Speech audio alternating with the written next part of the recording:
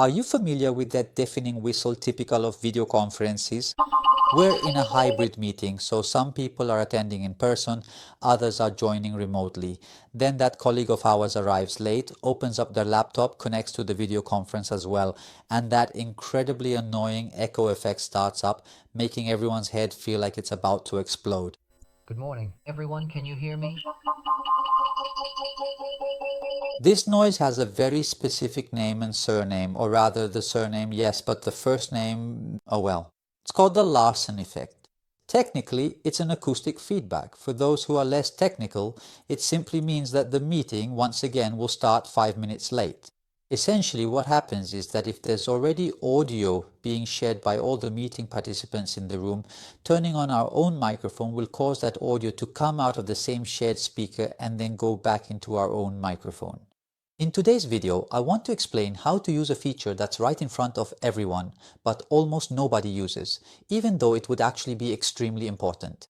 This is the typical Google Meet meeting access screen, and as you can see, instead of clicking the usual big blue button that says Join, just below it, among the other options, we find the entry Use Companion Mode.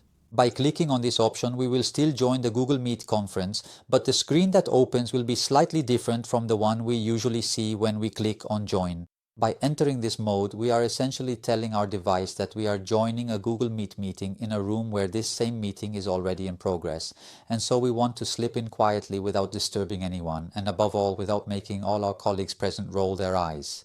The really interesting thing about this mode is that you are not completely switched off. You still have the possibility to actively participate in the meeting if you want to.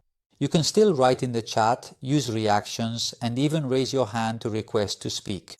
Clearly, you won't be using your computer's microphone, but when you are given the floor, you can speak using the shared microphone with all the other colleagues present with you in the room. And last but not least, there is always the option to turn on the camera. Those who are at home and therefore participating in the meeting remotely will have the chance to see you in close-up, not just through the camera that captures the whole room, but also to see each of you individually.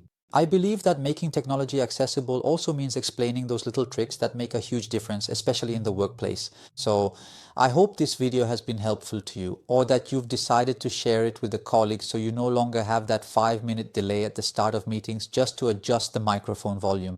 Let me know in the comments if you've managed to solve this long-standing problem, and I'll see you in the next video. And remember, this too is digital literacy.